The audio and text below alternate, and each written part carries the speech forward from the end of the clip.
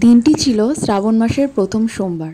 ঠিক করলাম আজকের দুপুরে লুচি আর নিরামিষ সাদা আলুর তরকারি বানাবো।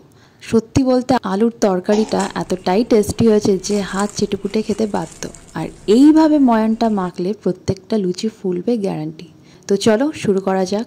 প্রথমে একটা পাত্রে জল দিয়ে জলটাকে উষ্ণ গরম করতে হবে। তার মধ্যে পরিমাণ মতো নুন চিনি দিয়ে মেল্ট হওয়া অবধি অপেক্ষা করুন। এদিকে আমি 2:1 রেশিওতে ময়দা আটা মিলিয়ে নিয়েছি। এবার অল্প সাদা তেল দিয়ে ভালো করে মেখে নিতে হবে। এবার অল্প অল্প করে উষ্ণ গরম জল দিয়ে একটা সফট ডো তৈরি করব। এবার ডোটাকে কিছুক্ষণের জন্য ঢেকে রেস্টে রাখবো। এখানে আমি দুটো বড় সাইজের আলু কিউব করে কেটে নিয়েছি। সামান্য পোস্ত আর 1 ঘন্টা উষ্ণ গরম জলে ভিজিয়ে রাখা কাজু বাদামগুলোকে শিলে বেটে নিতে হবে। এবার কড়াইতে তেল গরম হলে দুটো চেরা শুকনো লঙ্কা আর সামান্য কালো জিরা ফোড়ন দিয়ে হালকা গন্ধ বেরালে আলুগুলো ঢেলে দিতে হবে।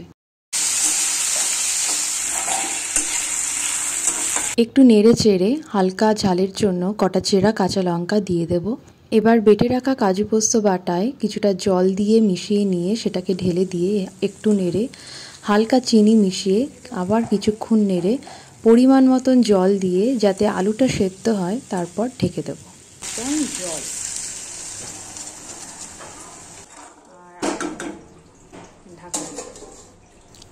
এবার রেস্টে রাখা ডোটাকে আরও কিছুক্ষণ হাত দিয়ে ভালোভাবে মাখতে হবে। কতটা সফট হয়েছে এই ডোটা দেখুন। এবার ছোট ছোট করে লেচিগুলোকে কেটে নিয়ে এক এক করে বেলে নেব। একটা বেশ ছোটোবেলার কথা মনে পড়লো। জানি না আমার মতন কারা আছো। আমার ছোটোবেলায় লুচি ফুলকো না হলে আমি সেই লুচি খেতাম না। ইভেন এখনও লুচি যদি না ফোলে সেই লুচি আমি খাই না। মানে এটা আমার জানি না কি বলবো। তো তোমাদের মধ্যে এরকম কারা আছো আমাকে জানিও। মাঝে মাঝে এভাবে ঢাকনা সরিয়ে একটু নাড়িয়ে নিতে হবে যাতে নিচে লেগে না যায়। আর আলুটাও চেক করতে হবে। দেখুন আলুটা অনেকটাই সেদ্ধ হয়ে গেছে। এবার ফাইনাল যতটা গ্রেভি তোমার দরকার সেই পরিমাণ জল দিয়ে আর একটু কিছুটা নুন দিয়ে আবার ঢেকে দেবো। আর কি, এরপর এক এক করে বেলে রাখা লুচিগুলো ভেজে নেব। দেখুন প্রত্যেকটা লুচি এখানটায় ফুলবে, আপনারা দেখুন। এডিট করতে গিয়ে এরকম ফুলকো ফুলকো লুচি দেখে তো আবারও মন চাইছে না আবার লুচি তরকারি করে খাই। তা আমার মতন কারা কারা একটু লুচি প্রিয় তা তোমরা জানিও। এখানে সাদা আলুর তরকারি একদম রেডি।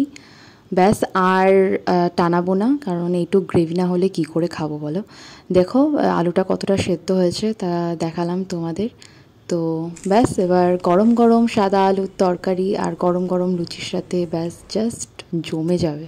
এতক্ষণ ধরে রান্না বান্না করে আমিও ঘাম কচুরিতে পরিণত হয়েছি। তারপরেও ফ্রেশ পরে হব। আগে হচ্ছে গরম গরম লুচিটা আগে খেয়ে নিই, ঠান্ডা হয়ে গেলে আর কি খাবো বলো, তাই না?